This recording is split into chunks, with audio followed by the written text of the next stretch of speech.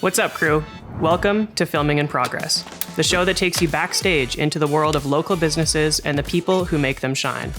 We have Mehrsa joining us today, an award-winning entrepreneur who blends innovation with strategy. From patents and publications to leading tech ventures like Mintlist, her journey showcases what it means to transform challenges into success. Thank you so much for being here, Mehrsa. Thank you so much for having me. Tell me about your introduction to business. How did you first get introduced to the business world? Business world or the startup world? Startup world, let's start there. I met one of the co-founders of Recon Instrument at a party.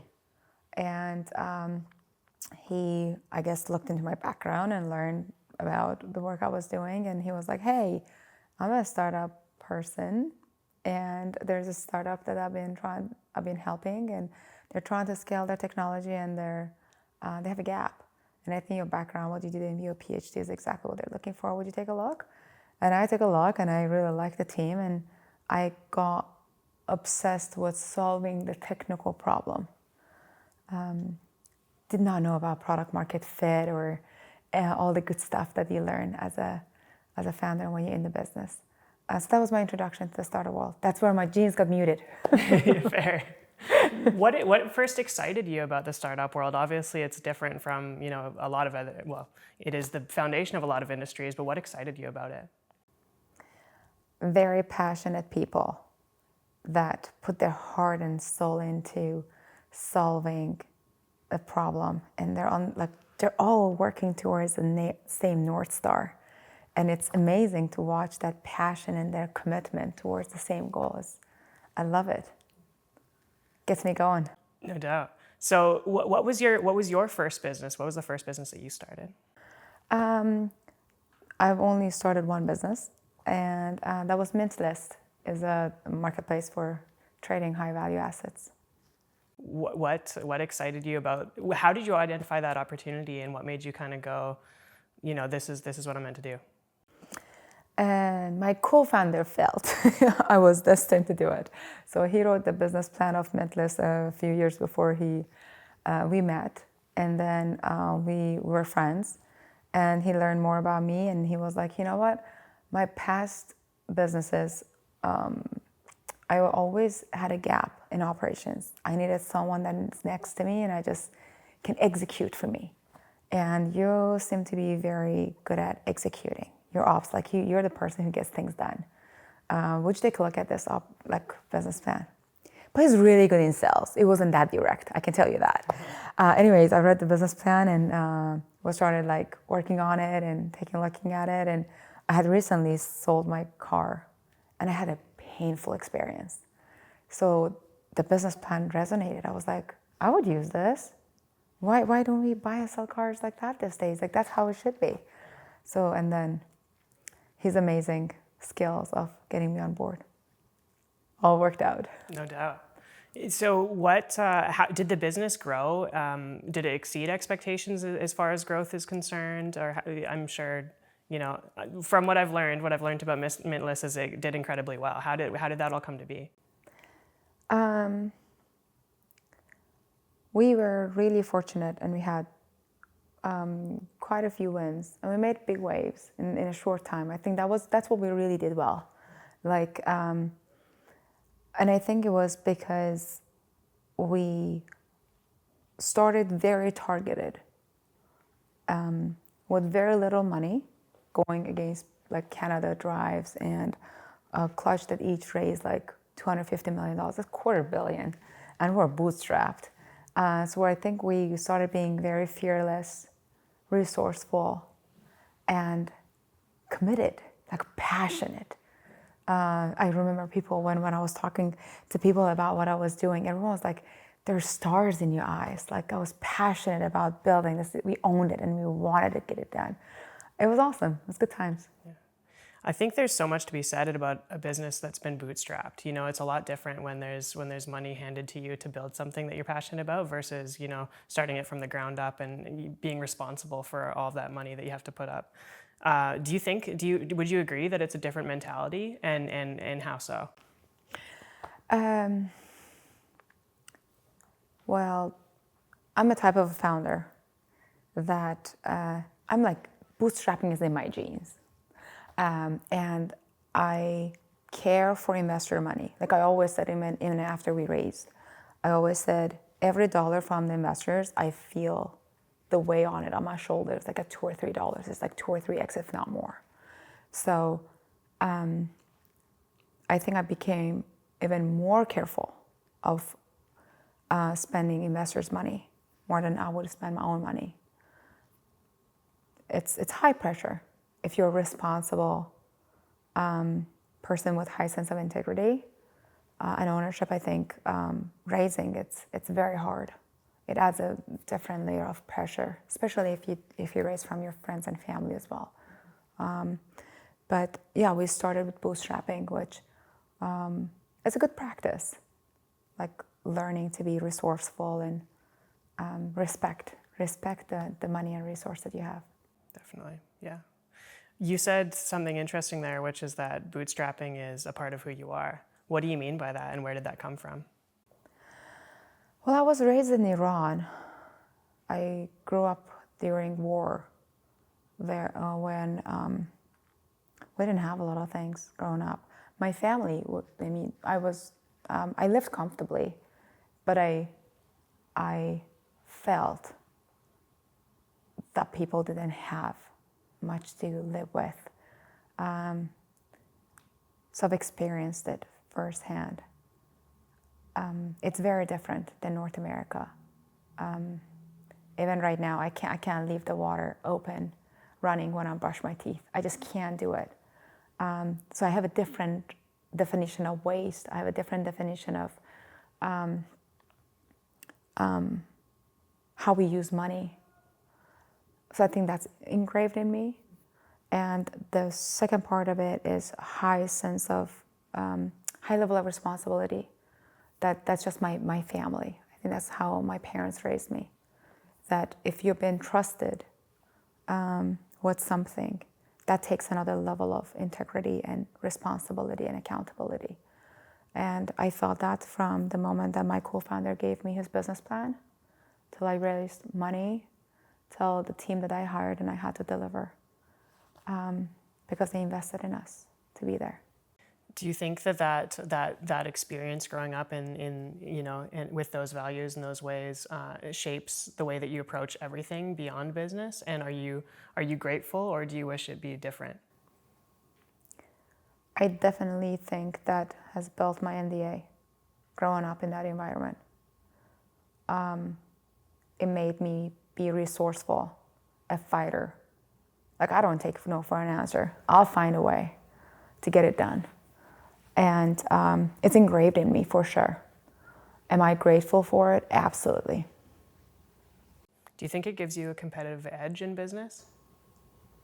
I think there are a lot smarter people than me in the world. And I also think everyone's unique. There's only one version of each of us. We're all unique in our own way. We just have to find our unique ability and double down on it and believe in ourselves. So. In your early stages, when you were growing up, was there indications that you might become a founder or become interested in the startup world down the line? I never saw it. But when I became a founder, I looked back and I was like, oh.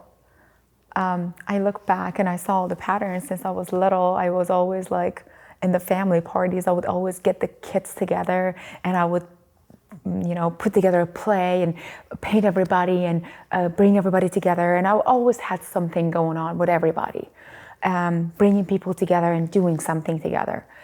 When I started doing it, I was like, oh, that's the thing. And I think some people actually saw that in me. Like my PhD advisor, one of the most influential people in my life. Like he saw that in me. My parents invested in me a lot. I think people saw that in me more than I saw it in myself. But that comes from lack of confidence, I guess. Has that confidence grown over time?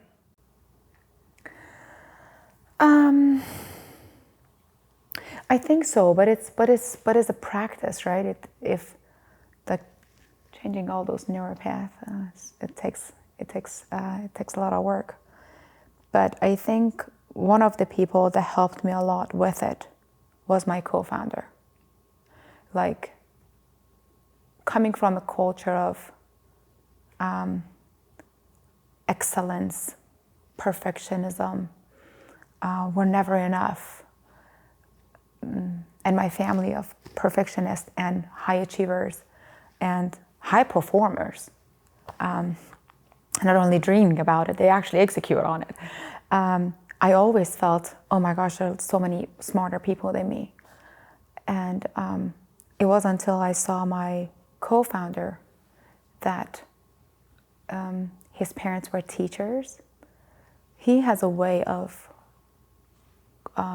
dealing with people. He makes you feel comfortable in your skin.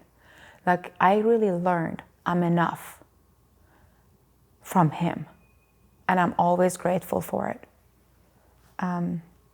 But it's a practice. Like, I find sometimes, like, every day I have to catch it. I'm like, take it in and remember. What does that practice look like for you? And there's so many people that struggle, with confidence, or maybe feel like they aren't enough, especially, I mean, it goes beyond business and startup world, right? Is there any advice that you give to people that are struggling with that maybe has helped you? I don't think I'm in a position to give advice to people. I want to learn as much as I can to be better. But one thing that's been working for me is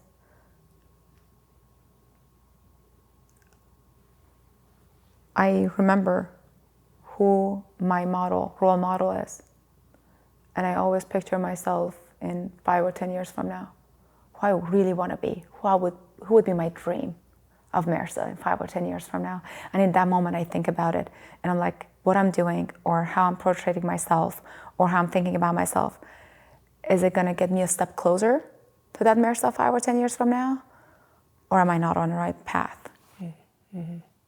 So if that's the case, then vision, obviously, like future planning and knowing where you want to be and goal setting and that sort of thing would be important to you. Is that correct? Yes. And also, I like freestyling too. It's only once, right? And if we give it all our best, whatever we do, and work with people that we like and do things that we believe in, and the mission is aligned, and is aligned with our values, then let's just do it. I heard you say that one of the things that you've learned about business is that it's all about people. Yeah. Can you expand on that thought?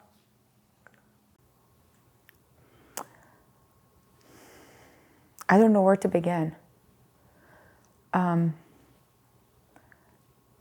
think everything is about people. If you have the right people, you pivot and you pivot and you make it. The right people, they know how to do it, or if they don't, they'll figure it out, and they stick together, and they help each other make the right decisions, and then create a safe environment to fail and get back up. I can't say enough about it. Like, when people ask me, hey, Mehrsa, are you going to do another startup? I said, not unless I have the right people.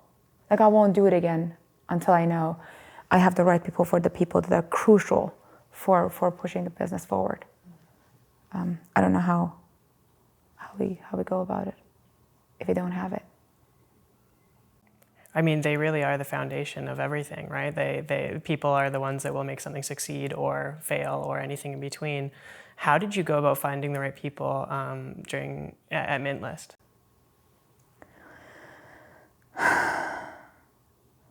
We were fortunate that I had a couple mentors. Milan Viverka has been a great mentor for me. And Udi has been CEO of Dana. He's been a great mentor. They made great introductions for me at great investors. Like John Hossack is an amazing mentor and investor for me. They made great introductions. They really helped build the team. And we got really fortunate. We hired this tech lead, Eddie Kawas, that built this amazing group, like the engineering team he built, solid, and he ran it so well. So combination of amazing people that helped us, and the people that we brought on board were so amazing. They hired and built this great teams that I'm so grateful. So it's kind of like a spider web effect, right? Like you start with the good people and then they kind of expand outwards. Yeah, and that's why I'm saying people are so important, because when you have the right people, it's just like a talent magnet, right? The right people will stay. You attract the right people. It's fantastic. It's so self-sufficient, and it feeds itself. Mm-hmm. Mm-hmm. Did you ever have to experience maybe an imperfect person or somebody that wasn't a great fit? Yeah. And how did you handle that situation? I handled it poorly the first time, to the point that one of my mentors said, "Don't talk to me until that person is out of your team." And then I read the book, Hard Things About Hard Things and Good to Great. And I was like, oopsie. Right, I should have made that hard decision sooner. Yeah, but after that, I think that the alignment between the decision makers is very important. And having clear values, I think, is very important, because if the values is a blueprint for decision making. So instead of trying to convince the person if this is the right person or not, you can just refer to the values and say, "Hey, I don't think this person meets this value and this value and this value," and it just makes conversation much easier. So I think the values of a company, it makes decision making so much easier. Hiring and making the hard decisions, both. Was that value, determining those values, was that something that you had done from the beginning, or was that something that you'd learned, as you kind of went about building the business?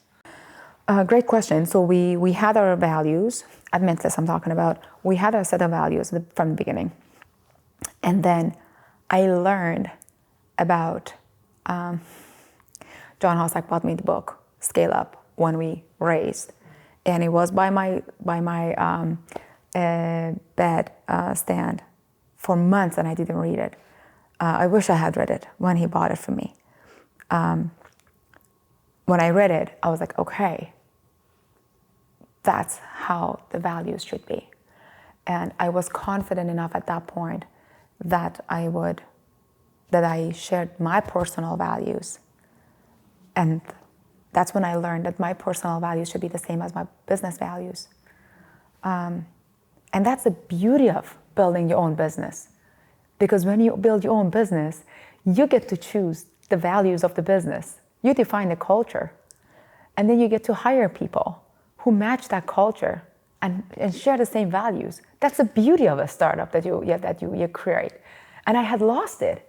I had forgotten about it. So then we redid our values, and I even use it now for as my blueprint for the next things that I'm looking at or people that I talk to, just to see if there's alignment. So yes, to answer your question, yes, we revised it, and I'm in love with it now. That I use it to describe myself right now. If people say, "Hey, who we are?" I was like, "Hey, these are my values." Right. Was that alignment the same with your business partner? I know that especially if you're using the same values as your personal values and your business values are the same, then you should probably share those with your business partner. Was that the case? When we were revising the business values, some of the values didn't necessarily resonate with him, but I think as a team we made a decision and he came on board. But yeah, I remember like my number one value is whatever it takes. I think it's even on my LinkedIn page. And I remember that he was like, "No, I don't think that's yeah, I don't think he necessarily agreed with it at the beginning, but then he came on board with it." That was a good thing about him. He would think about it and then he would weigh the situation, and then he came on board with it. So worked out. I did see that on your LinkedIn, whatever it takes. Explain that. What does that mean to you? Have you read the book Amazon Way? I haven't actually, no. Every other book you've mentioned I have, but not that one. So ownership is a sense of ownership that and delivery. Whatever it takes is putting your heart and soul into it and do whatever is needed to make that happen. If you tell me to go to Mars, I either find a rocket to do it or I'll grow wings and I'll get there. That's whatever it takes is. Yeah, awesome.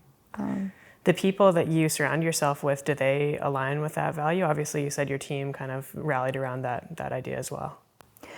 I think that was my ideal persona for hiring and bringing those people together. And we had amazing people. I had to change our vacation policy to 5 weeks to encourage people to take time off. The first engineer that we hired, he was moving, and I was like, hey, do you not want to take a couple days off to move? He was like, no, you haven't taken a day off. Why would I? I was like, because I'm a founder and you're moving, you're good. He wouldn't. And I had to monitor people because they were working during the holidays. And I was like, you shouldn't. I told you, please shut down your laptop and relax. And they worked without telling me. And I heard about the results like a month after. He was, yeah, and I was, when did you do that? He was like, during the Christmas holidays. I was like, why? No, that's not what we agreed on. You were supposed to take a break. And that's what whatever it takes is. They put their mind and heart and soul into it and it will get it done, regardless. Yeah. So you had to force holidays. That's an interesting concept. Usually it's the other way around. Yeah, because it's a sense of ownership. And I always say that we don't have employees, we have investors. Because they're investing their career in the prime time of their career in our company. Why would they invest in my business plan and my ability as a co-founder to execute when they could be somewhere else? And believe in the stock options rather than working for the companies.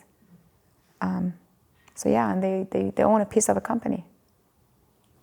I love that idea. I think that's really interesting. When you say they're investors and they own a piece of the company, is that with their time, or did you always give stock options? Everything. Is their life, is their time, is their brain, is their heart, is their prime time of their career, is everything and anything. You can't be part of a startup and just be halfway in, right? You recognize that so quickly, right? So that person is they're all in with you. They're an investor. They're investing their time, their energy, their career. I mentioned all of that. Yeah, it's everything. You mentioned mentors earlier and how you've had a few that have helped you. And I'm curious, what have mentors helped you with specifically? I know there's a lot of individuals who are thinking about, engaging a mentor. How have mentors helped you, and what do you look for in somebody that can help you in that capacity? I don't think I would be anywhere, not that I've made it that far, but I don't think I would be anywhere close to where I am without my mentors. There are these amazing angels that watch over you, that they pave the way for you. I may just even tear up talking about it. I love my mentors. They're amazing people. They're good people. And they're very smart, they're wise, and they balance my emotions. They're my anchors.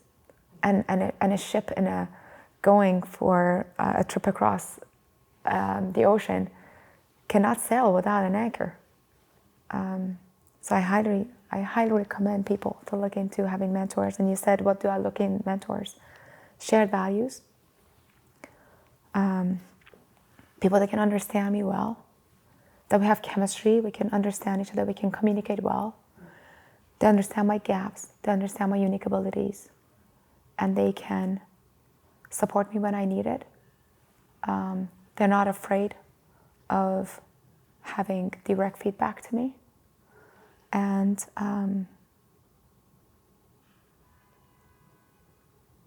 they will invest to help and support. They will answer your phone call when it's needed. They will get on that Zoom call and they go down that walk with you, and they open doors for you. They make connections for you. How did you go about finding these people that were such perfect fits? Did it just happen naturally, or did you seek them out, or how did that come about? I think my parents are amazing people, and the universe is giving it back to me in the way of like putting these amazing people on my path. I can come up with another reason of why I would be so fortunate to have these amazing people in my life. The two mentors that I mentioned, Milan and Udi, it was during COVID, and they had a project that, if you remember the times that we were desperate for ventilators, that there was this volunteer project that all brains were coming in to figure out how we can get ventilators to the market as soon as possible. So it's experienced people coming together and then dedicating their time to figure this problem. And then one of them reached out to me and said, "Hey, Mehrsa, would you give us a hand?" I think it was Udi. And then I came on board and I learned about Milan, and we worked together through that project. And then it was like a year long or even more than that. We did get a lot of time, that project. Anyways, and then after, when I started building my business, I thought about those people, so I reached out. Another mentor was one of my investors, and he was extremely generous with his time and resources to become my mentor. There's also another amazing lady here, couple ladies in town that I've just asked them. I went for a walk and I was like, "Hey, can you be my mentor?" And they say yes. I said, "These are the things that I need help with, and I think for this reason, I think you can help me, and these are what I think I would like to get support with, and would you do it?" And they say yes. I haven't heard someone say no. They're very generous, amazing people in this country. I love it for it. Do you think that the humility it takes to ask for help? I think a lot of people struggle with that, and it sounds like you said, nobody said no to you. Do you think that should be more commonplace, people asking for help? Yeah, I mean, I'm very comfortable with asking for help. Like, I'm a person that I have my GPS on. This is my place that I've lived for 10 years. I still rolled in the window and it's like, "Sorry, is this Richard's street?" So I'm that type of a person. So I'm very comfortable asking for help. But I help a lot too. So, and I have to bite my tongue of like, they haven't asked for your help. Yeah, I think then what would we be if we don't ask for help and help each other out? Like, that's what makes us human, no? Yeah, couldn't agree more.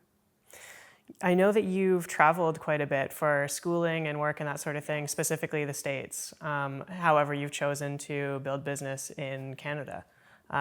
What did your experience look like in the States, and why have you chosen Vancouver to start your startup? I used to live in the States. What was the question about the States? Just your experience traveling. There's so much value learned from, and I know you went to school down there as well. So maybe tell me a little bit about that experience, and then why you chose to build in Canada. Yeah, I think I lived in 7, 8, 9 different cities in the States when I was down there for 9 years for school and work. I loved it down there. And US is so big. So different states have different cultures, different way of working, and different people. So I experienced that, which was great. And I was on a trip, and I came and I met one of the co-founders of one of these local startups, and that was my introduction to this startup. And my family lived here, and we made a move, and that's how it went. Like, it wasn't planned out. I wanted to take a break and travel the world for a year. Started with Vancouver, ended with Vancouver. That's still in my bucket list. I don't believe in a bucket list, but it would be nice to travel around the world for a year without a laptop and a phone. Did you say you don't believe in a bucket list? No. Why is that? Every day is a gift. It's come on, beautiful blue sky. Like, did you look at the clouds today? It looks today, like yes. What is it? What was it? Care Bear? It was like the cloud the Care Bears lived on. Like, the city can be more beautiful, and we're healthy, we're alive. I mean, what else do we want? Mm-hmm. Mm-hmm. You are a swimmer, an accomplished swimmer. Yeah, I used to be. Do you think you're what did that? Why did you choose swimming? First of all, I'm curious as to that. And then, what do you think? Did that translate to what you do now? Is there any learnings from that time that translate to the startup world or the business world or anything like that? Yeah, I was a professional swimmer. I swam for the national team and broke a few national records. Why did I start swimming? I think because I broke too many things in the house. I think it was the last thing I broke was the fridge, and my parents were like, swimming. I'm ADHD off the charts, energy maxed out. I don't think I ever woke up like to an alarm. I'm like, and I can't drink coffee. I'm like a solar energy water. That's enough for me. But anyways, I'm ADHD, and my parents were wise enough to put me in swimming so I can channel my energy. I come from a family of ADHD, so my mom recognized I was ADHD since I was like in the hospital, I guess, when I was born. I left my neck, and she was like, what am I going to do with this? Swimming. And then has swimming helped me with the person I am and in business? Absolutely. I think it's a fantastic sport that I chose, or it was chosen for me, is because you learn how to be an individual high performer and also work with a team. And not many sports, I think, provide that environment for you, so bold to be an individual performer and also compete as a team. I think that's amazing. And then also experience short distance and then long distance. Short distance that you go all in, whatever it takes, go till you hit the wall. And I broke this finger when I was little just to break the wall, because that's what my coach told me. That's a story I can get into if you're interested. And then long distance of like how to distribute your energy and resources and plan long term. I think I learned so much from swimming. And I'll still do every day that I swim it. You still every day?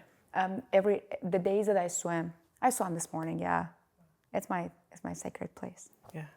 Awesome. Tell me about that story. The story. I think that helps a lot in the business. How to eliminate the noise from competition and reduce distraction. It's good to know what's happening in the market. It's good to know what competitors are doing, but helping to kind of create that focused environment to go as fast as possible. That was from this story of, I was little, 8 maybe.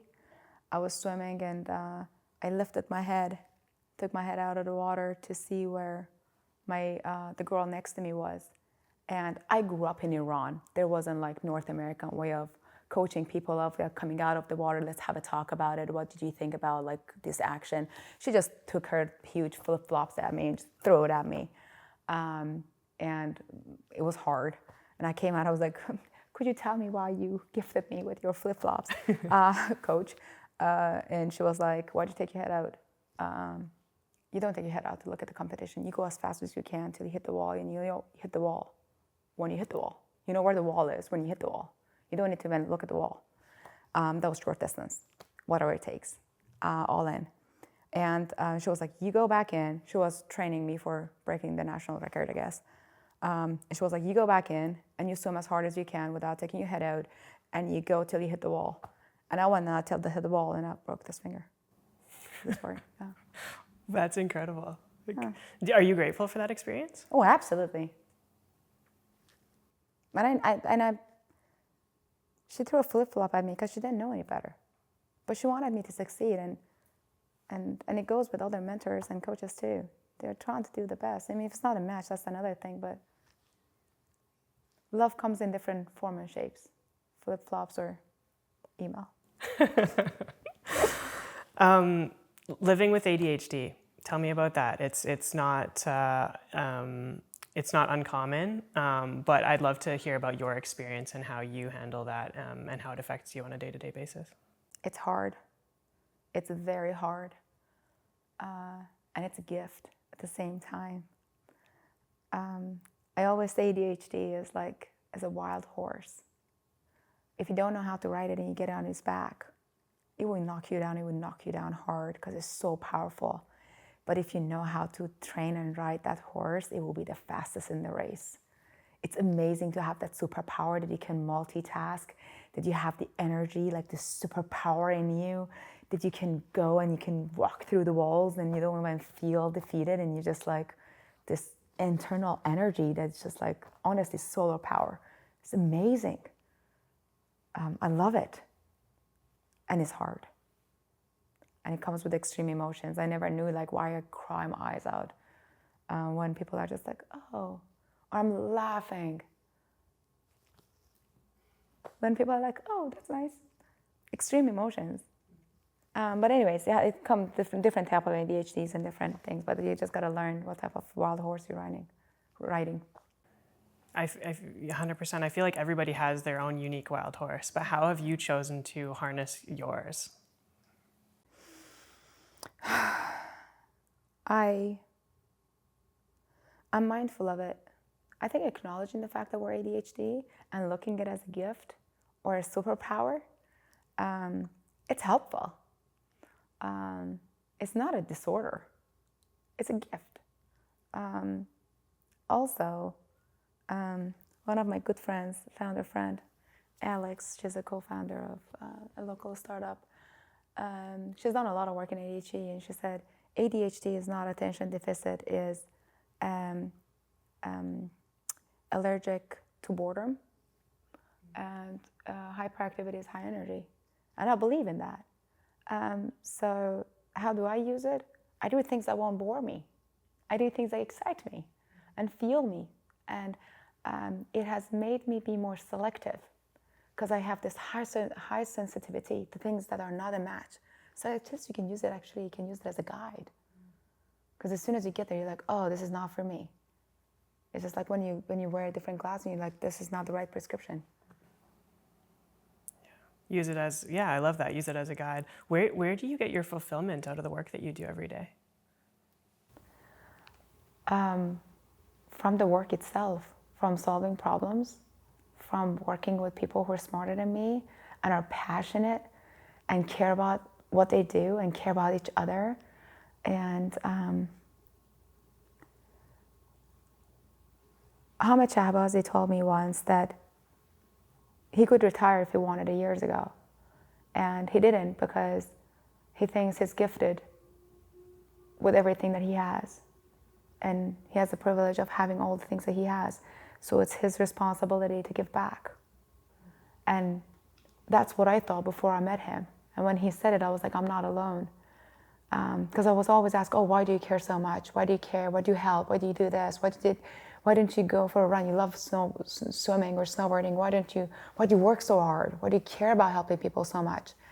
And when I heard that, I was like, I'm not alone. There are people who are like dedicating their lives to make a change, to leave this world better than they found it. And we need more people like that. And that's what fuels me. I couldn't agree more. How do you choose to give back and make a difference in your way? Have you read the book, Alchemist? No, but it's on my list. Here, something tells me this person needs help, or I could make a difference here. I think we have magical powers. If you listen to it, it will tell us where to go. Intuition, is that? Yeah. Have you always believed that? Yeah, I do. And it's always led you where it needs to, in a good way. I don't know what's good or what's bad. Things have happened, and they happened the way they happened. And I'm grateful for it. That's the only way to be.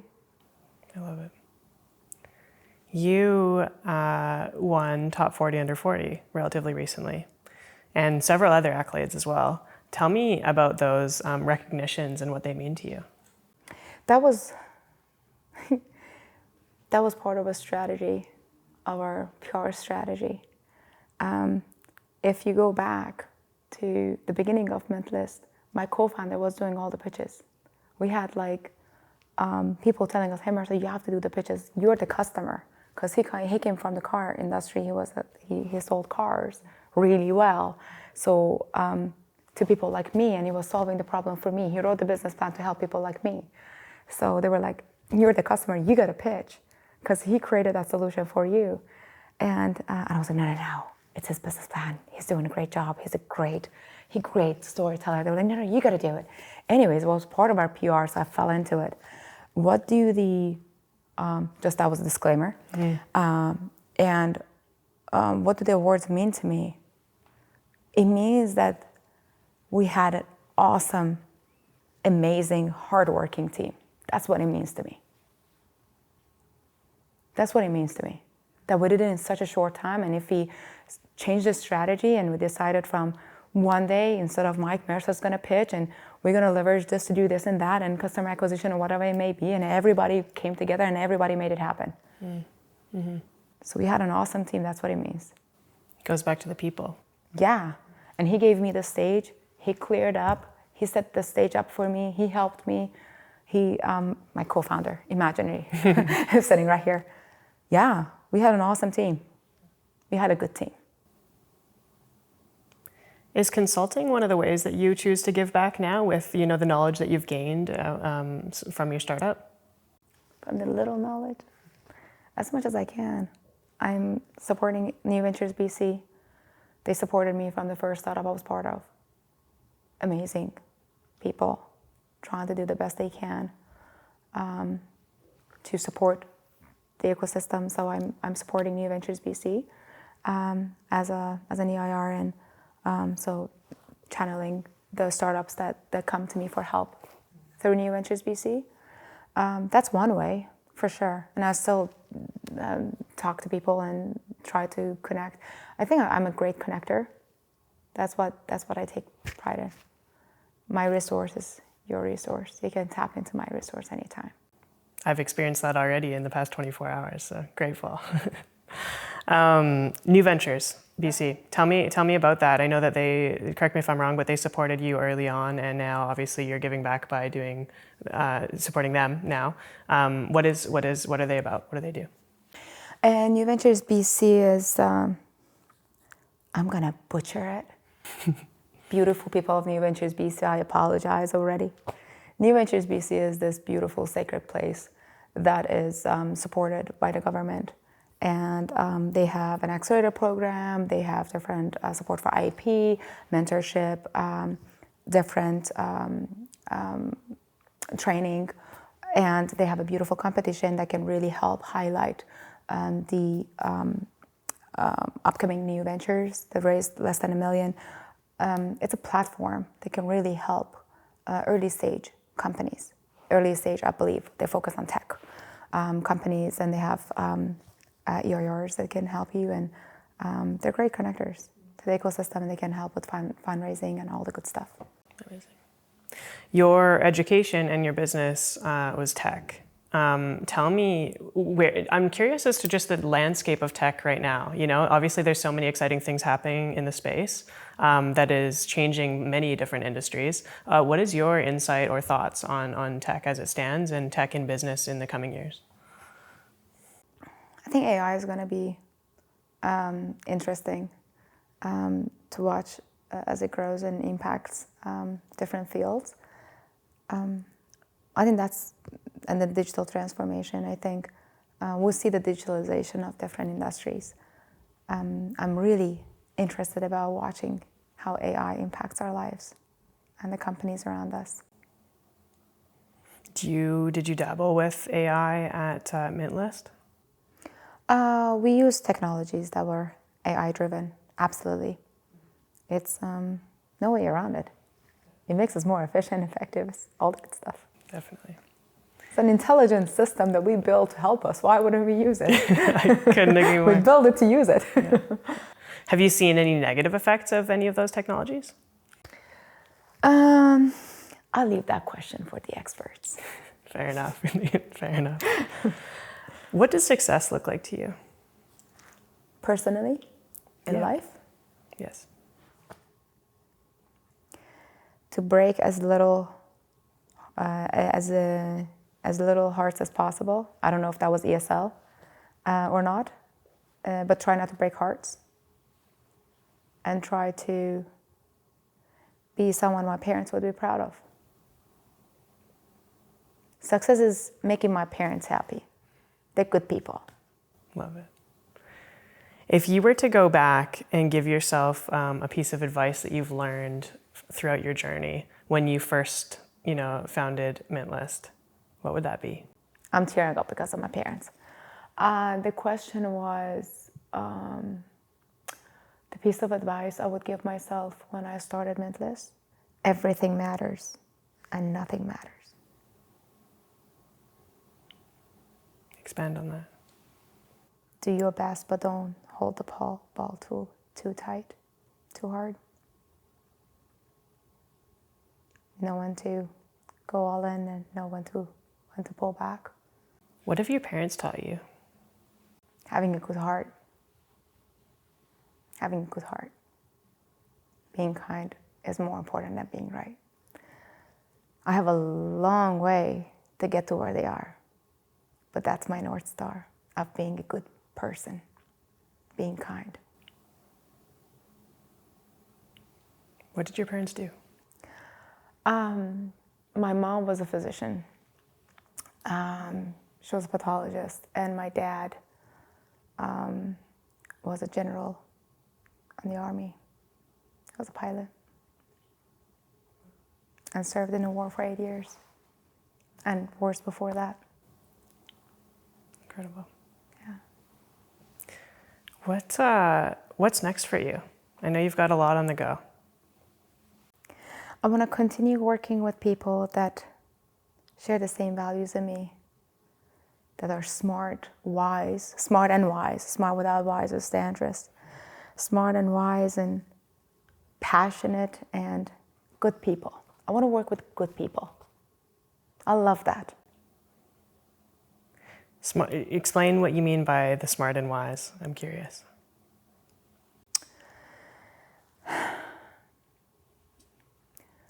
Smart, like being intelligent. That's sharpness. And wise, it comes from wisdom. And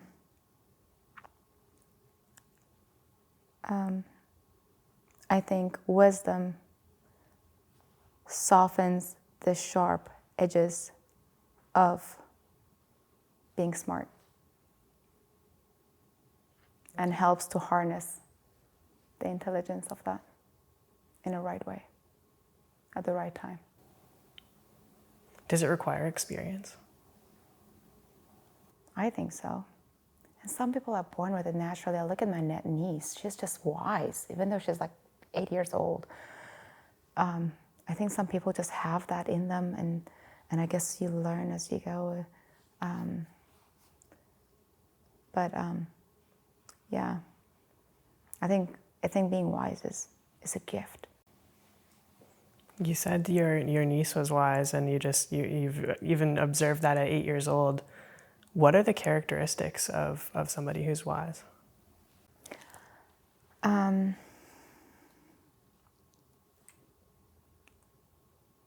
Seeing things from the view of the other person, understanding their whys, and aligning your request or the work aligned with them, with their whys, being considerate, just understanding their point of view, understanding the situations, be truthful to the reality. I can talk about it a lot because that would be a good thing to have on your bucket list. Become wise.